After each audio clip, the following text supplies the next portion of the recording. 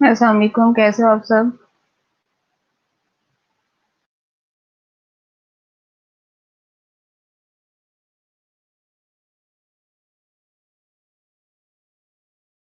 थोड़ा वेट कर लेते हैं ताकि बाकी स्टूडेंट्स भी आ जाए तो फिर स्टार्ट करते हैं। ठीक है, आज यही लेक्चर है मेरा और जो रूटीन में हमारा लेक्चर होता है 5 to 7 वो भी रिसर्च का लेक्चर होगा।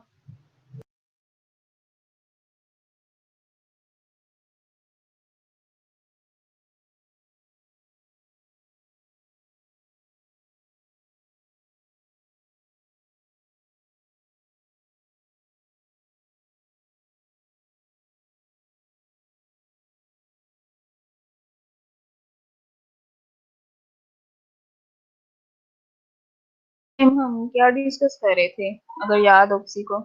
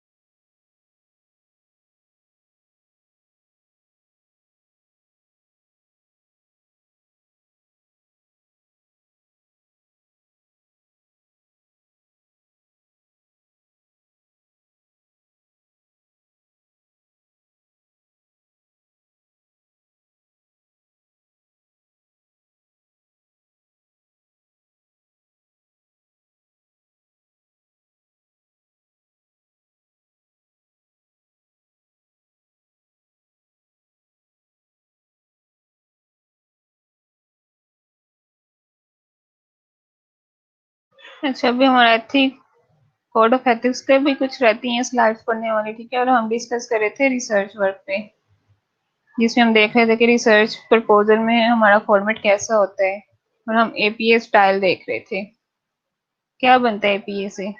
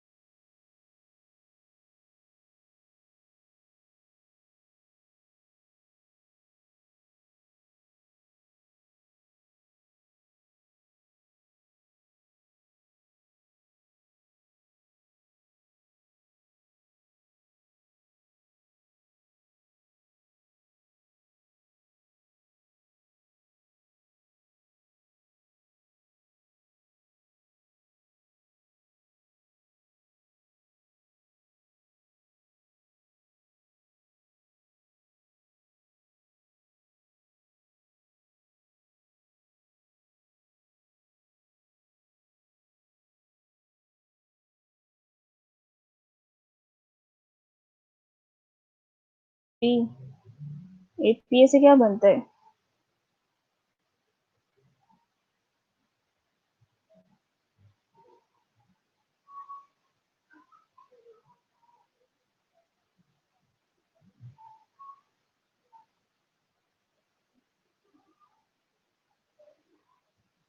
ठीक है, एपीए स्टाइल हम देखते हैं आज फिर, ठीक है।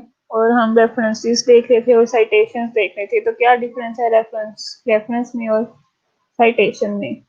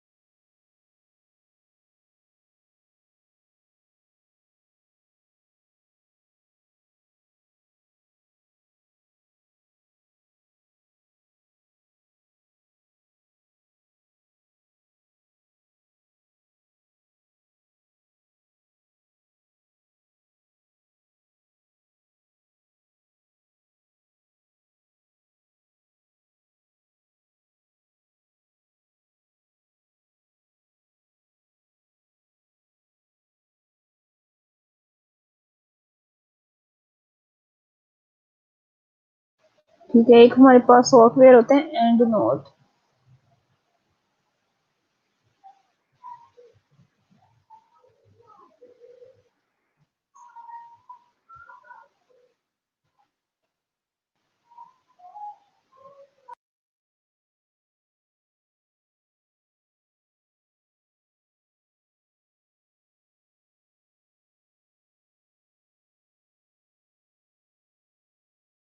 हमारे पास एंड नोट होता है जिससे इजी हो जाता है हमारे लिए रेफरेंस को लिखना और साइटेशन को लिखना, ठीक है, बजाय कि हम मैन्युअली ऑथर का नेम ढूंढें, फिर उसकी साइट, उसका ईयर ऑफ पब्लिकेशन देखें और फिर रेफरेंस में हम डिटेल में इंफॉर्मेशन खुद से लिखें।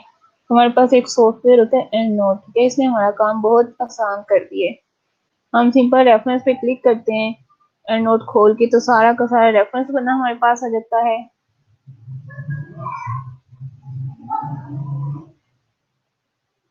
ठीक है, और साइटेशन भी बनी आ जाती है।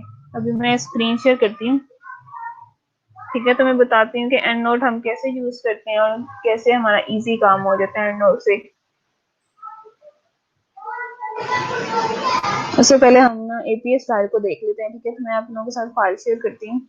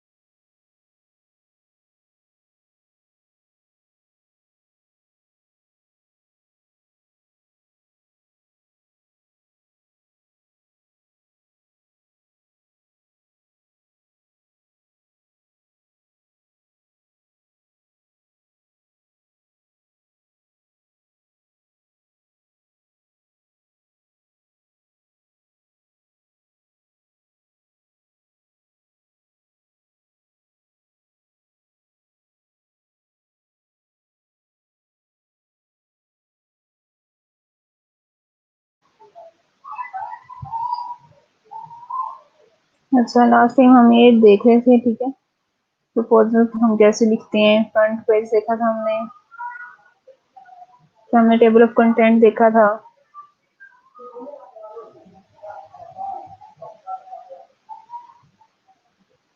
ठीक है, आज देखते हैं कि एपीएस स्टाइल में हम कैसे लिखते हैं।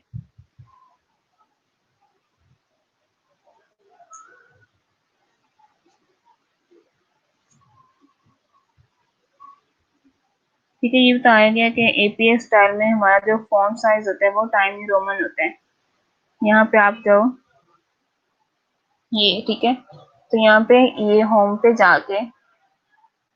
जाके यहाँ पे ऑप्शन आती है राइटिंग स्टाइल्स की, तो ये आपके पास आएगा टाइम न्यू रोमन। ठीक है, अगर यहाँ पे आपको शो नहीं होता तो आप यहाँ पे सर्च में लिखते टाइम न्यू रोमन, तो वो आपके पास आ जाता है। ठीक है, यहाँ पे डिफरेंट स्टाइल्स है, मेरे पास टाइम न्यू रोमन आ गया। ठीक है,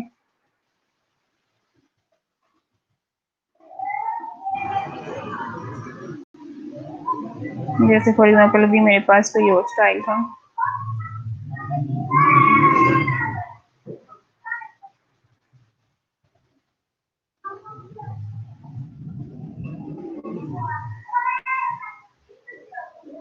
ठीक है, अभी आप डिफरेंट देखो, इस वाली राइटिंग में डिफरेंस है स्टाइल का, या जो नीचे लिखा हुआ है इस वाले में डिफरेंस, स्टाइल डिफरेंट है, राइटिंग स्टाइल। ठीक है, तो इट मीन्स ये जो नीचे वर्ड्स लिखे हुए मेरे पास टाइम रोमन में लिखा गया, लेकिन जो ऊपर वाले वर्ड्स हैं ये किसी और लैंग्वेज स्टाइल में है।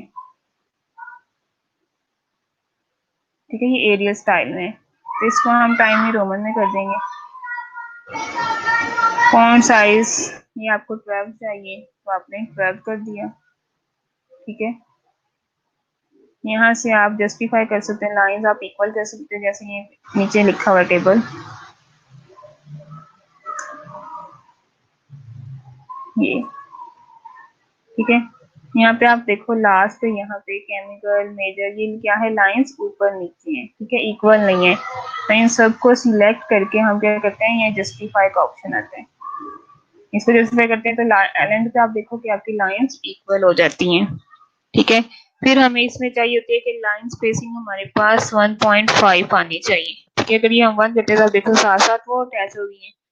1.15 के तो थोड़ा सा इसमें डिफरेंस है, 1.5 के तो इसमें ज्यादा डिफरेंस आ गया, ठीक है। तो ये कुछ फॉर्मेट है जो हम फॉलो करते हैं।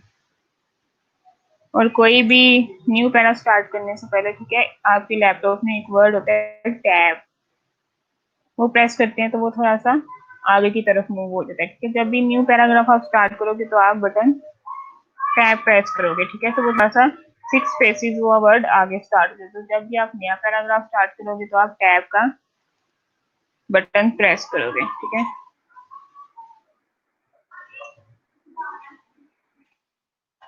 इतना क्लियर है सबको?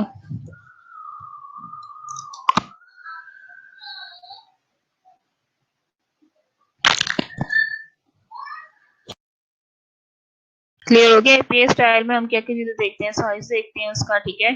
राइटिंग स्टाइल कौन सा है वो हम टाइम न्यू रोमन्स देखते हैं। 12 फॉन्ट साइज करते हैं। लाइंस हम जस्टिफाई करते हैं। लाइन स्पेसिंग हमारे पास 1.5 होनी चाहिए।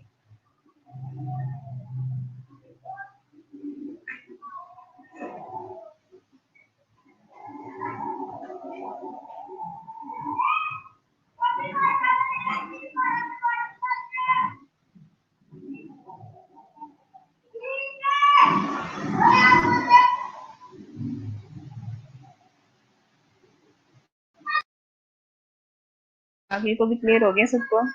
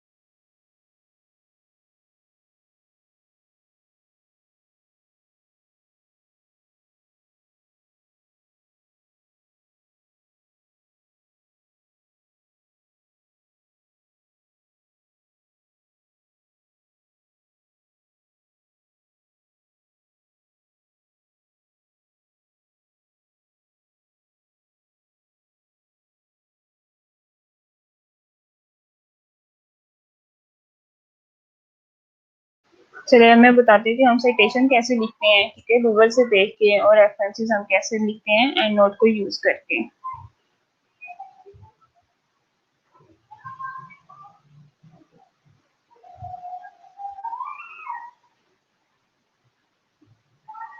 फॉर एग्जाम्पल आपका कोई भी टॉपिक है, ठीक है, तो आप गूगल पे लिखोगे गूगल स्कॉलर, ठीक है। गूगल स्कॉलर की वजह से हमारे पास बने बनाए रेफरेंसेस आ जाते हैं, हमें खुद से मेहनत करने की जरूरत नहीं पड़ती।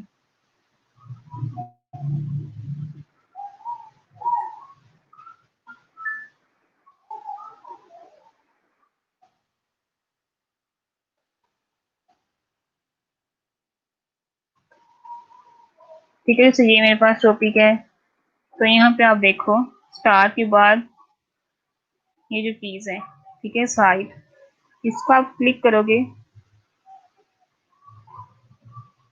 तो ये आपके पास डिफरेंट राइटिंग स्टाइल्स आ गए, ठीक है। एमएलए में भी ये रेफरेंस होता है, एपी में भी है, शिकागो, हार्वर्ड, वैंको, ठीक है, ये डिफरेंट राइटिंग स्टाइल्स है। लेकिन जो हमें चाहिए वो हमें कौन सा चाहिए, एपीए चाहिए, ठीक है। तो हम क्या करते हैं, इसको क्लिक कर लेते हैं, ठीक है। क्लिक करने के बाद आप नीचे देखो, ये नीचे सॉफ्टवेयर के नेम है, BibTeX, EndNote, RefMan, RefWorks, ठीक है। तो हमें चाहिए एंड नोट, हम यहाँ पे क्लिक करेंगे तो आपका रेफरेंस एंड नोट में चला जाएगा जब आपके पास एंड नोट इंस्टॉल हुआ होगा, ठीक है। यहाँ पे हमने क्लिक किया तो यहाँ पे हमारे पास डाउनलोड में चला जाएगा, ठीक है। फिर हमारे पास अगर लाइब्रेरी है फॉर एग्जाम्पल,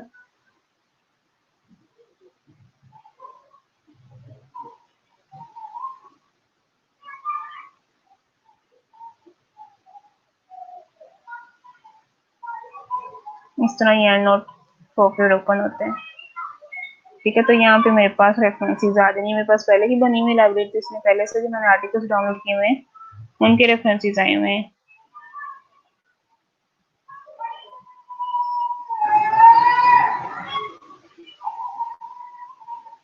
ठीक है। फॉर एग्जाम्पल मुझे ये वाला चाहिए रेफरेंस, ये मैंने आर्टिकल से मैंने काम लिया, ठीक है। तो इसको मैंने क्लिक कर लिया, इसी को मैंने फाइल को ऐसे ही छोड़ दिया, फिर दोबारा मैं वर्ड पे गई, ठीक है। फॉर एग्जाम्पल ये लाइन मैंने उस आर्टिकल से ली हुई थी,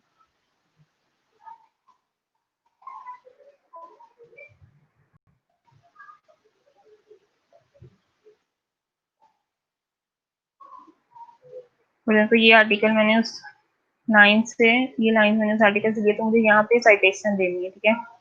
तो ऊपर आप देखो सबसे लास्ट पे आप लोगों के पास आएगा एंड नोट 86 की ऑप्शन, X8 की ऑप्शन, ये लास्ट पे, ठीक है। अगर आप लोगों ने इंस्टॉल किया होगा तो आपके पास एंड नोट यहाँ पे शो होगा,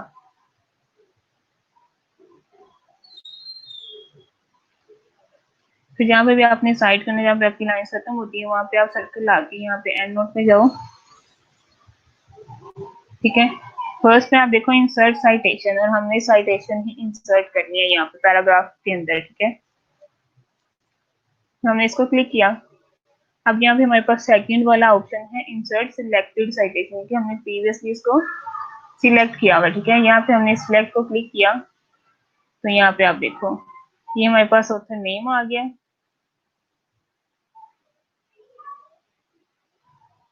ठीक है। साथ ही ईयर ऑफ पब्लिकेशन आ गया। अभी दरमियान में आपको नजर आ रहा होगा इटैल, ठीक है। इटैल का मतलब अगर हमारे पास 5 से ज्यादा ऑथर्स हों, 6 से ज्यादा ऑथर्स हों तो हम इटैल लिखते हैं, ठीक है। हम 6 ऑथर्स के नेम नहीं लिखते, फर्स्ट ऑथर का नेम लिखते हैं और साथ हम इटैल लिख देते हैं साइटेशन में, ठीक है। और ईयर ऑफ पब्लिकेशन लिख दिया, ये हमारे पास साइटेशन बनी आई आ गई। अब नीचे जाके देखोगे तो आप लोगों के पास रेफरेंस भी बना हुआ आएगा,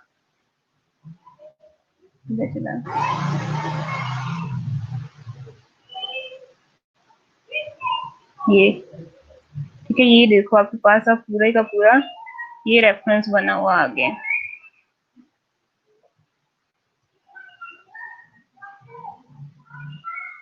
ठीक है। यहाँ पे अगर आप नाम देखो तो यहाँ पे 1 2 3 4 5 6 7 8 से ज्यादा ही नेम है, ठीक है। तो इसलिए उन्होंने फर्स्ट ऑथर का बस नेम लिखा है, इसका नेम लिखा है और साथ उन्होंने टेल कर दिया है कि बाकी भी इसमें ऑथर्स इंक्लूड है। अगर आपने ये डिटेल में चीज देखनी है तो आप नीचे रेफरेंस में जाओ, ठीक है। तो ये सारे उनके ऑथर्स के नेम आ गए,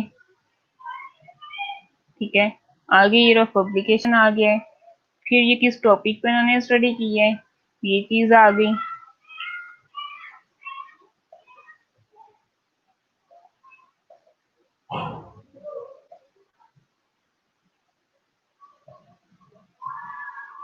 ठीक है। उसके बाद ये उनका वो जर्नल का नेम आ गया जिसमें उन्होंने ये वर्क पब्लिश किया हुआ है,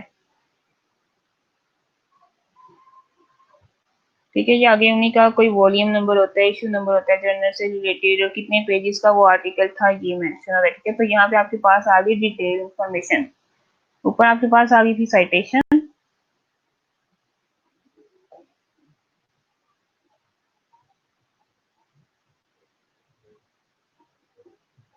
ठीक है।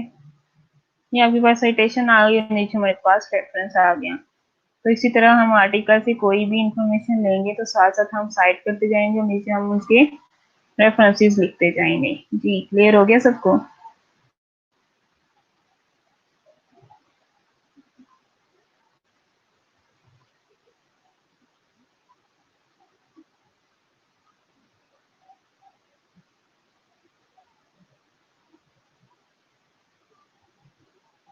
अच्छा, मैं रिपीट कर देती हूँ दोबारा।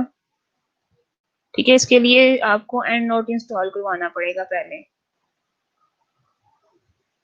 ठीक है, एंड नोट आपके पास आ जाएगा तो उसकी एक लाइब्रेरी बनेगी। फिर आपने जिस टॉपिक से रिलेटेड कोई सर्च करना है काम, ठीक है, तो आप क्या करोगे, उसे गूगल पे आप गूगल स्कॉलर लिखोगे। गूगल स्कॉलर पे आप अपने टॉपिक का नेम डालोगे। ठीक है, दोबारा से बता देती हूँ मैं।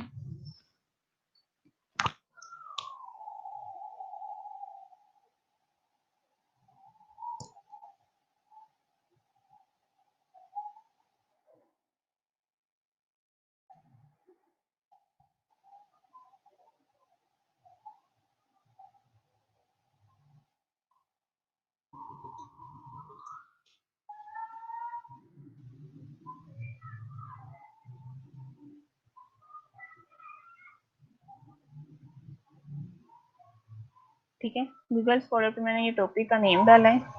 ठीक है, इसके स्टार के साथ जो ऑप्शन है यहाँ पे आपने क्लिक करना है, ये साइट लिखा हुआ आ रहा है। इसको क्लिक किया तो ये सारे आपके पास रेफरेंसेस आ गए। ठीक है, एंड नोट, अब ये कि रेफरेंस हमारे पास बना आ गया, लेकिन साइटेशन अभी भी हमारे पास नहीं है, इसलिए हमें एंड नोट की हेल्प चाहिए होती है।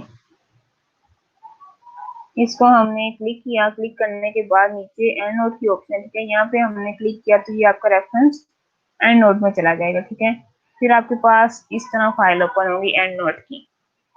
ठीक है, ये सेकंड वाला रेफरेंस है, तो मुझे ये वाला चाहिए रेफरेंस। मैंने इसको सिलेक्ट कर लिया। ठीक है, सिलेक्ट करने के बाद मैंने इसको ऐसे ही छोड़ दिया। फिर मैं गई हूँ वर्ड पे, जहाँ पे मुझे ये पेस्ट करना है।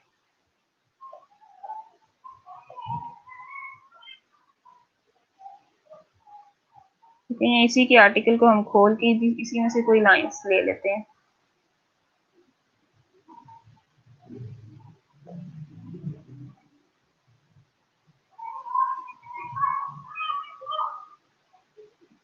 ठीक है, अब ये जो रिजल्ट्स हैं, ये रिजल्ट्स इस ऑथर के अपने हैं। ठीक है, अगर इसमें से कोई हम और चीज उठाते हैं तो इट मीन्स कि हम किसी और की कोड की चीज उठा रहे हैं। जैसे ये लिखा हुआ है यहाँ पे 2 या 1। ठीक है, इसका मतलब ये जो 1 2 लिखा हुआ है, ये इस बंदे की लाइंस नहीं है, बल्कि इसने किसी और की लाइंस यहाँ पे लिखी हुई है। ठीक है, तो 1 पे आप देखो, तो नीचे आप जाओ 1 पे, ये। ठीक है, तो फिर आप ये वाला रेफरेंस को गूगल स्कॉलर पे डाल के फिर इसका आर्टिकल डाउनलोड करोगे, अगर आपने 1 की लाइंस उठाई है। ठीक है, अगर आपने 1 की लाइंस नहीं उठाई, इस बंदे की अपनी लाइंस उठाई है, जो उसके अपने लाइंस क्या हो सकते हैं, रिजल्ट्स। ठीक है, उसने जो स्टडी की है तो उसकी स्टडी के रिजल्ट्स ये आए हैं।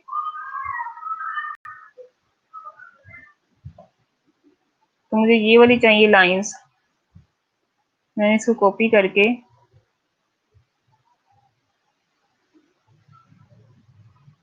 यहाँ पे पेस्ट कर दी है। ठीक है, अब आप देखो कि राइटिंग स्टाइल डिफरेंट है। ठीक है, ये टैलिक भी होगा, तो इसको मैं पहले एपी स्टाइल में कर लूंगी।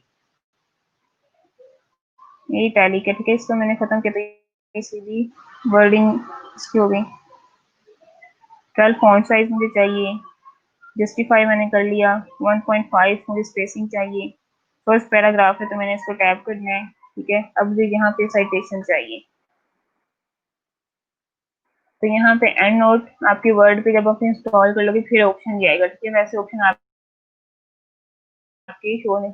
ये एंड नोट आपको गूगल से भी मिल जाएगा। ठीक है, लेकिन वो सिर्फ ट्रायल होते हैं, सिर्फ 30 डेज के लिए आपको अवेलेबल होगा, उसके बाद वो आपको रजिस्टर करवाना पड़ेगा। ठीक है, तो आप फिर एसएमडीसी से करवा लेना, आईटी लैब से। ठीक है, फिर वो आपके पास रहेगा एंड नोट दोबारा दोबारा करने की जरूरत नहीं पड़ेगी सॉफ्टवेयर इंस्टॉल करने की।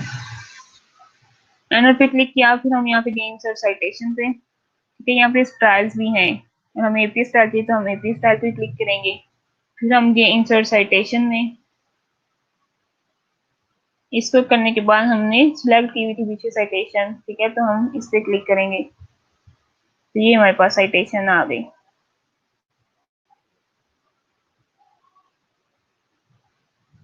ठीक है, ये ऑथर से नेम आ गया, साथ ही पब्लिकेशन आ गया, और नीचे आपकी साइटेशन आ जाएगी, रेफरेंस आ जाएगा।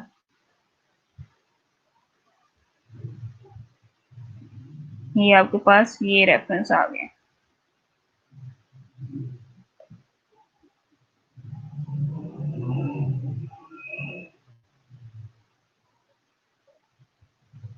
ठीक है, अब इसमें क्योंकि सिर्फ 4 ऑथर्स है इसलिए उन्होंने 4 ऑथर्स के नेम दे दिए, ठीक है। अगर यहाँ पे 6 ऑथर्स होते तो उन्होंने इटैलिक लिख देना था, 6 से ज्यादा होते तो उन्होंने इटैलिक लिख देना था, ठीक है। अब 4 ऑथर्स हैं तो 4 की चारों उन्होंने नेम लिख दिए हैं, ठीक है।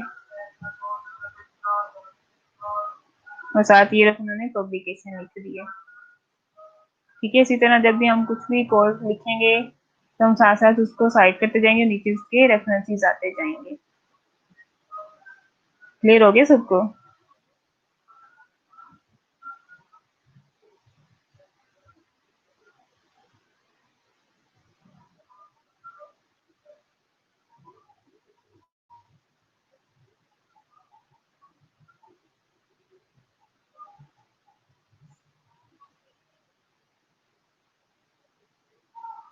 अच्छा, ये मैंने वर्ड पे भी इसको लिखा हुआ है कि एंड नोट में हम किस किस कौन कौन से स्टेप को फॉलो करते हैं, वो भी आपको बता देती हूँ।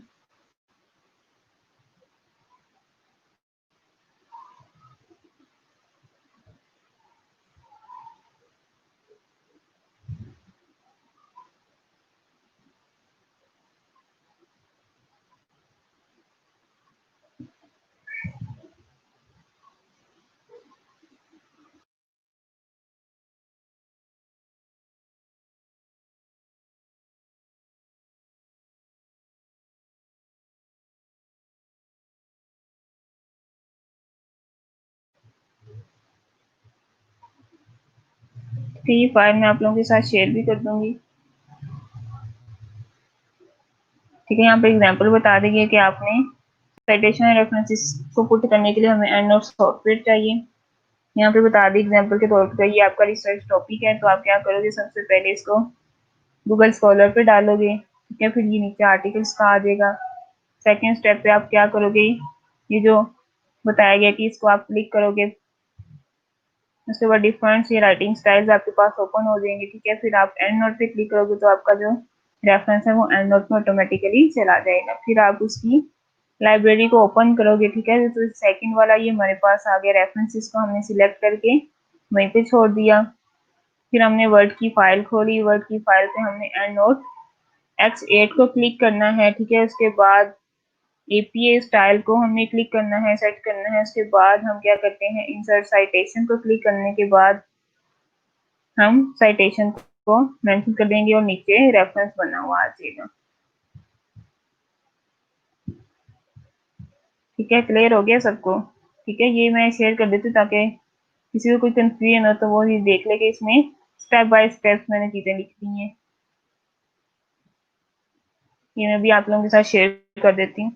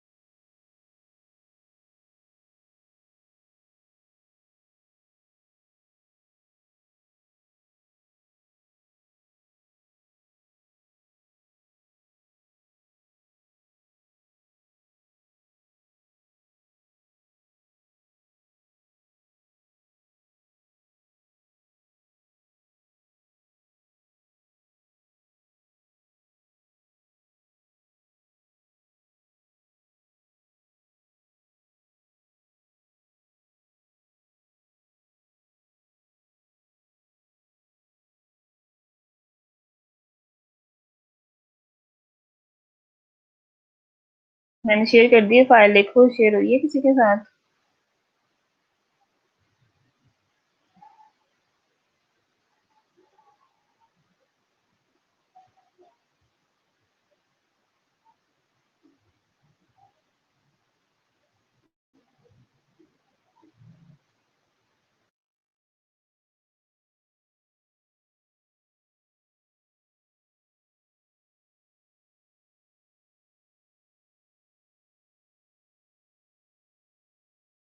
जी, फाइल शेयर होगी सबके साथ?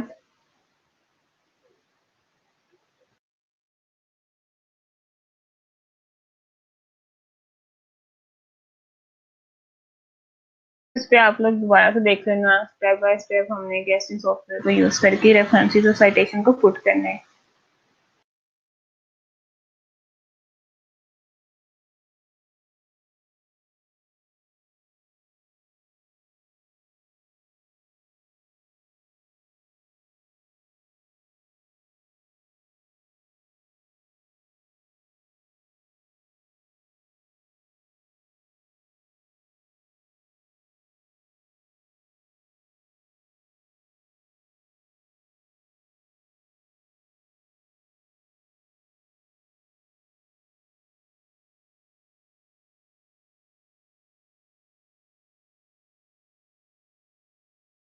मिनट आप वेट करो, ठीक है। पीपीटी अपलोड हो जाए, फिर हम कोड ऑफ एथिक्स से स्टार्ट किया होता है लेक्चर, वही कंटिन्यू करते हैं। और नेक्स्ट क्लास में हम देखेंगे हम सैंपल कैसे कैलकुलेट करते हैं, सैंपल साइज।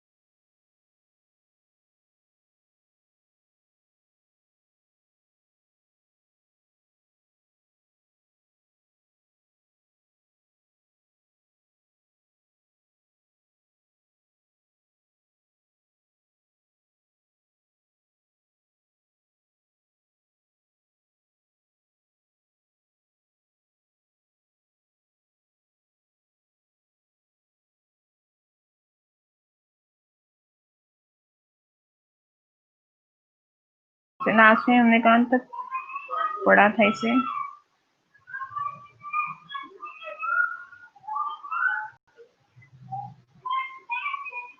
ये हो गया था, इनफॉर्म कंसेंट के एलिमेंट्स हो गए थे।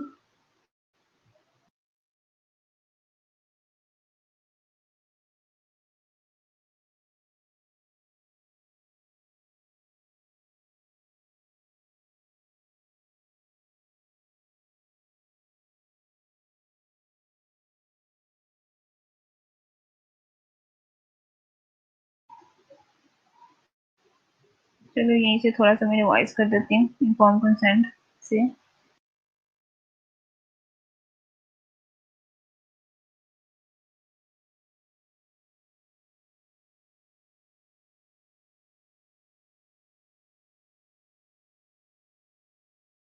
क्या इनफॉर्म कंसेंट 4 एलिमेंट्स होते हैं, जिसमें फर्स्ट हम एसेंशियल इन्फॉर्मेशन होती है वो डिस्क्लोज करते हैं, और जो इन्फॉर्मेशन हम शेयर कर देते हैं वो कंप्रीहेंसिव होनी चाहिए, ठीक है। पार्टनर को इजीली अंडरस्टैंड कर लें।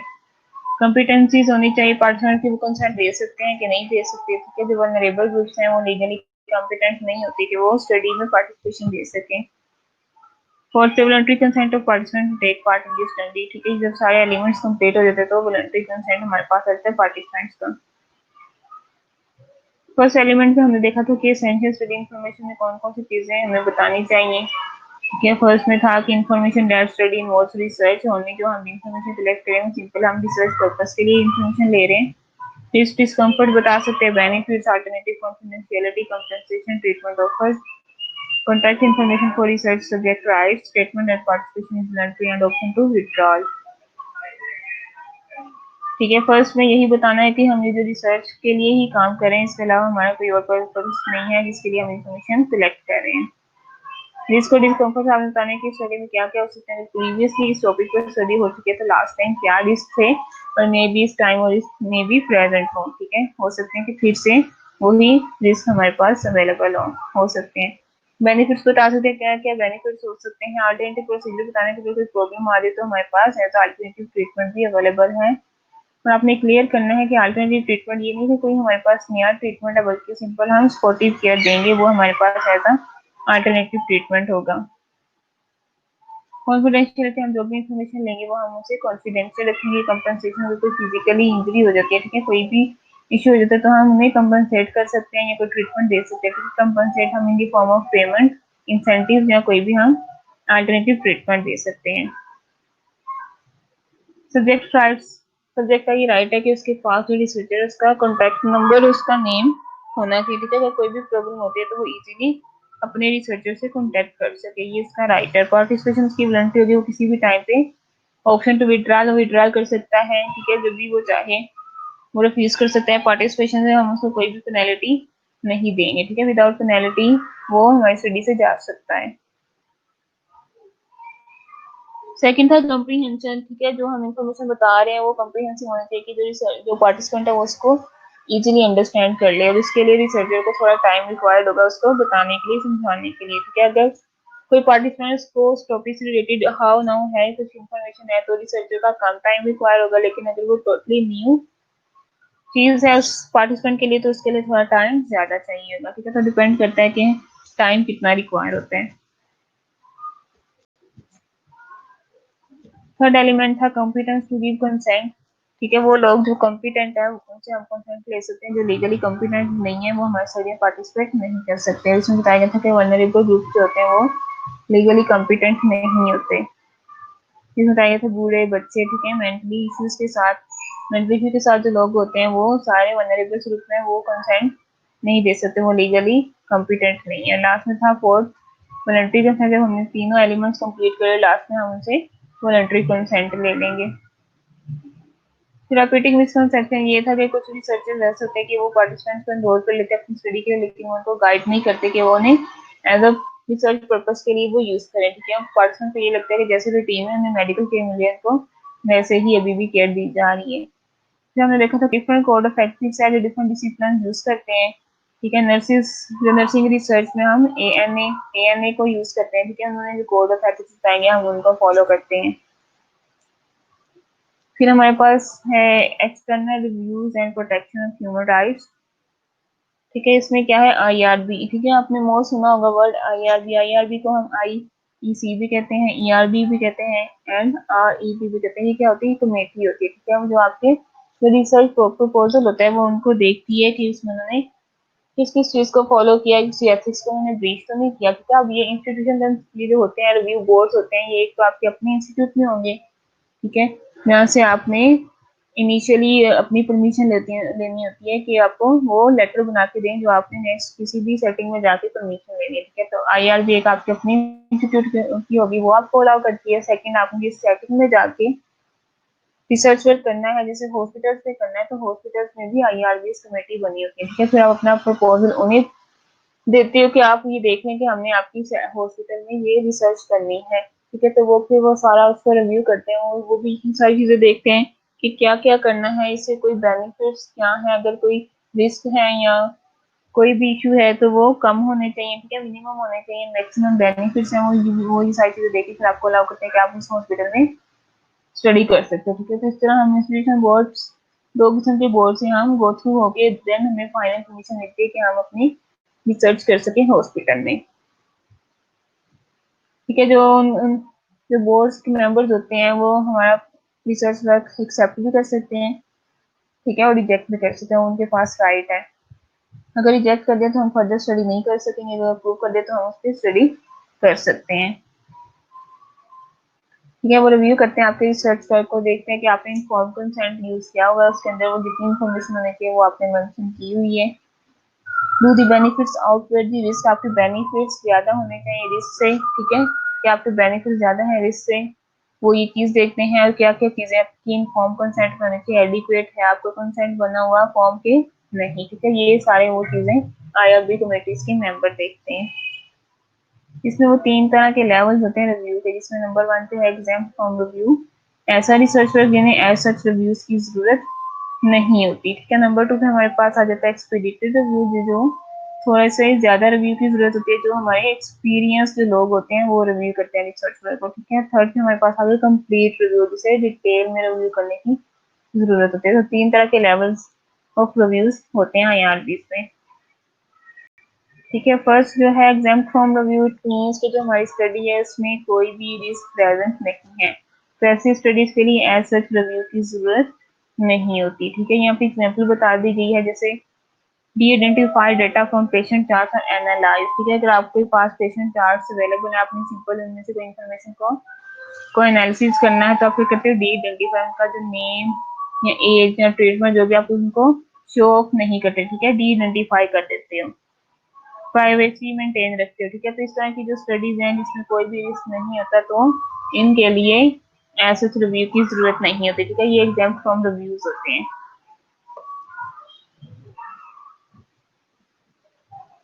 एक्सपीडिटरी रिव्यू, एक्सपीडिटरी रिव्यू में क्या होता है, थोड़ा सा रिस्क मिनिमम होता है। ठीक है, थोड़ा सा रिस्क प्रेजेंट होता है, लेकिन यहाँ पे बता दीजिए कि जो मिनिमम रिस्क है उसका क्या मतलब है, ऐसा रिस्क नहीं है, बल्कि रूटीन में जो आम रूटीन में जो रिस्क होते हैं, ठीक है, उतने ही रिस्क अवेलेबल होंगे। डिस्क्रिप्टिव स्टडीज की एग्जाम्पल बता दी गई है कि जो डिस्क्रिप्टिव स्टडीज हैं उनके लिए मोस्टली एक्सपीडिटरी रिव्यू की जरूरत होती है। समझ आ रही है ना सबको? फुल रिव्यूज, ठीक है, जहाँ पे फुल रिव्यूज का, जहाँ पे यहाँ तुमने वल्नरेबल्स ग्रुप्स को यूज किया होता है। ठीक है, मेंटली इश्यूज के जो पेशेंट्स होते हैं उनको यूज किया होता है, बच्चों को यूज किया होता है, या उनकी जो स्टडी में रिस्क ज्यादा प्रेजेंट होते हैं, तो ऐसी स्टडीज के लिए फुल रिव्यू की जरूरत होती है। ठीक है, नेक्स्ट टाइम ड्यूरेशन है, फर्स्ट जो 2 लेवल्स हैं उसके लिए ज्यादा से ज्यादा 2 से 3 हफ्ते रिक्वायर्ड होते हैं।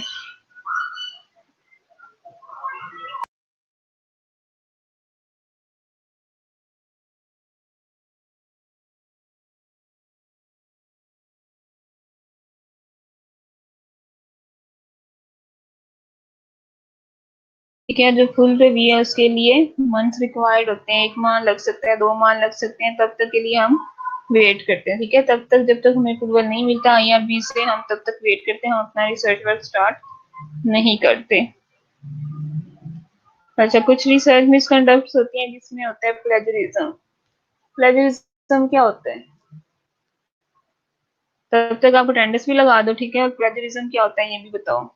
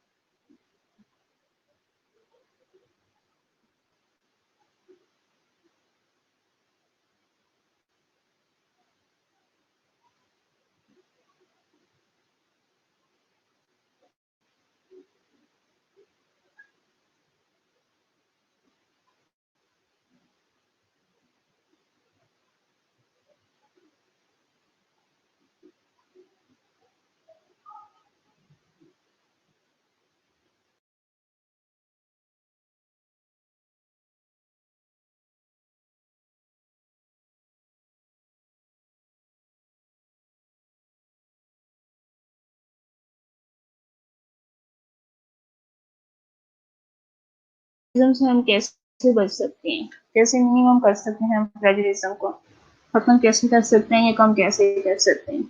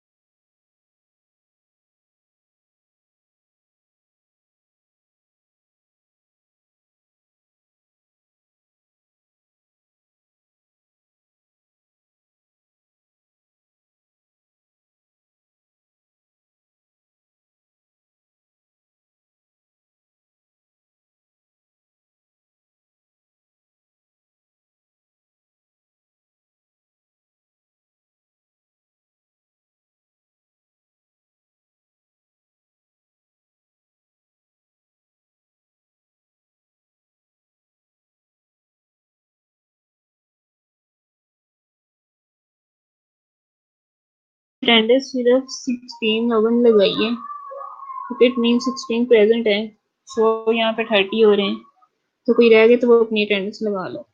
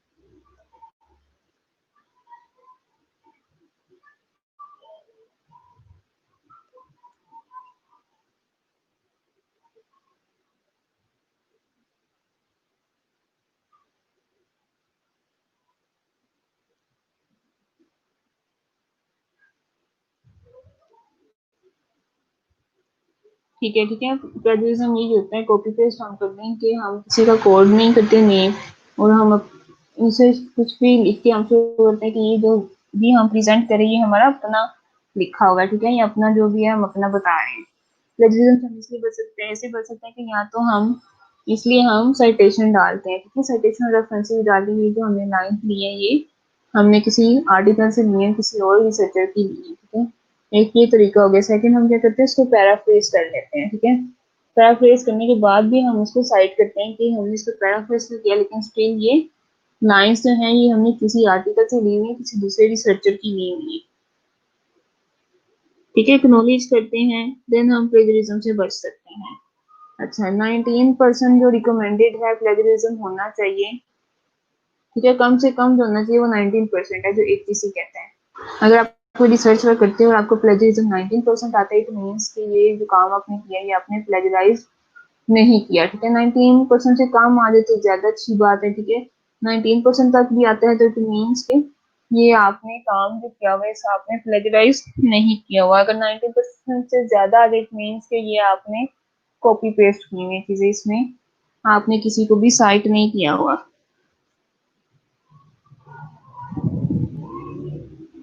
ठीक है, तो plagiarism most important term use होती है रिसर्च वर्क में।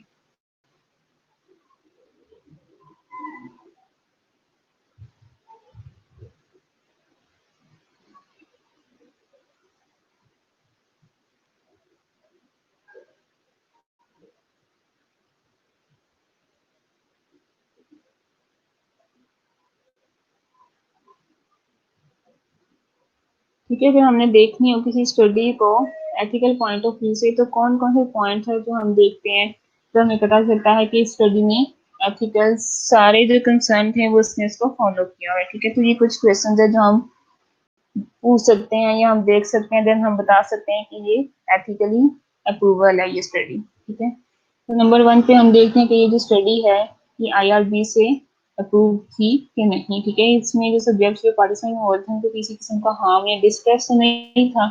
इसमें इस स्टडी में बेनिफिट ज्यादा थे एज कम्पेयर टू रिस्क, ठीक है। किसी किस्म का धोखा तो नहीं दिया उन्होंने पार्टिसिपेंट्स को, ठीक है। इंफॉर्मेशन इनफॉर्म कंसेंट था, क्या प्रोसीजर यूज किए उन्होंने, इसमें मेंशन थे कि नहीं थे, उन्होंने प्राइवेसी मेंटेन की पार्टिसिपेंट्स की नहीं की, और वनरेबल ग्रुप्स क्या इन्वॉल्व थे उनकी स्टडी में। तो ये कुछ क्वेश्चन है जिसको हम देख के किसी की स्टडी को बता सकते हैं कि वो एथिकली राइट है स्टडी के नहीं।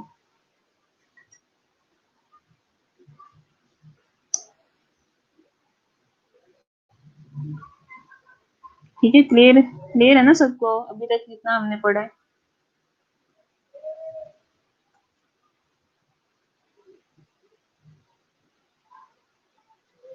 ठीक है, कुछ एथिकल कंसर्न्स होते हैं क्वालिटेटिव रिसर्च में जिसमें डिस्ट्रेस आ जाता है, मिस इंटरप्रिटेशन, आइडेंटिफिकेशन, इनकन्वीनियंस, ठीक है। अगर हम एथिकल इश्यूज कंसर्न्स को नहीं देखते तो ये हमारे पास इश्यूज आ सकते हैं। क्वांटिटेटिव रिसर्च में हमें एथिकल कंसर्न हम कहाँ कहाँ पे देखते हैं, जब हम इस फार्मूलेट द रिसर्च क्वेश्चन देखते हैं, देन एथिकल एथिक्स को हम फॉलो करते हैं, जब हम स्टडी डिजाइन बनाते हैं, जब हम डाटा कलेक्ट करते हैं, एनालिसिस करते हैं, रिपोर्टिंग करते हैं, ठीक है। हर स्टेप में मीन्स एथिकली कंसर्न होते हैं, ठीक है। अगर हमारे पास कोई मिक्स स्टडी हो जिसमें हम क्वालिटेटिव और क्वांटिटेटिव दोनों की स्टडी कर रहे हो, ठीक है, तो उसमें भी यही चीजें सारी देखने की प्रोटेक्शन थी सब सब्जेक्ट्स के नहीं, ठीक है। कौन कौन से एथिकल इश्यूज थे जो क्वांटिटेटिव क्वालिटेटिव रिसर्च के साथ थे, उन्होंने अंडरस्टैंड किया है एथिकल इश्यूज को कि नहीं, और जो मिक्स मेथड रिसर्च है वो IRB से अप्रूवल उनको मिला था कि नहीं मिला, ठीक है। लास्ट स्लाइड पे ये है कि अगर आप रिसर्च वर्क करते हो जिसमें आप सारे एथिक्स फॉलो करते हो, हर स्टेप पे फॉलो करते हो, हर पॉइंट पे एथिक्स को फॉलो करते हो, तो आपका जो रिसर्च है या डिजाइन है वो आपका स्ट्रॉन्ग होगा, ठीक है। If research is based on a robust design means strong design and in a safe and ethical manner, it can be of benefit to all, ठीक है। जब आपने रिसर्च वर्क सारे एथिक्स को फॉलो करके की होगी देन वो बेनिफिशियल होगी सभी के लिए, तो इसलिए हम एथिक्स को फॉलो करते हैं। जी क्लियर है सबको?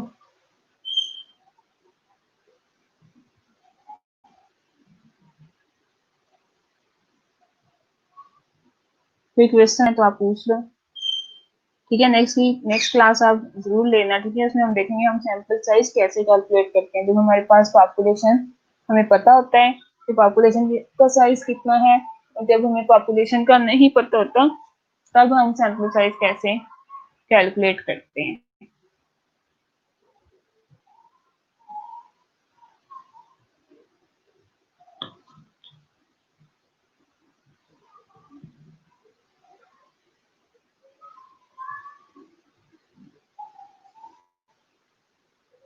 चलो ठीक है फिर।